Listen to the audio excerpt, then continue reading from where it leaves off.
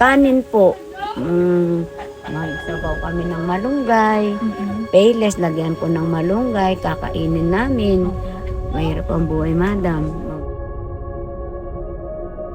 Paano niyo po napapagkasya yung pagkain niyo po sa pang-araw-araw? Tipid na tipid yun, mama.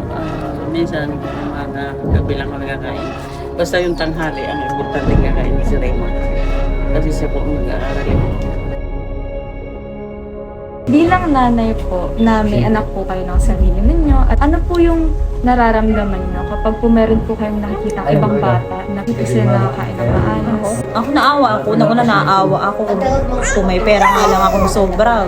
Gusto kong tumulong kahit na konti lang kung may pera lang ako.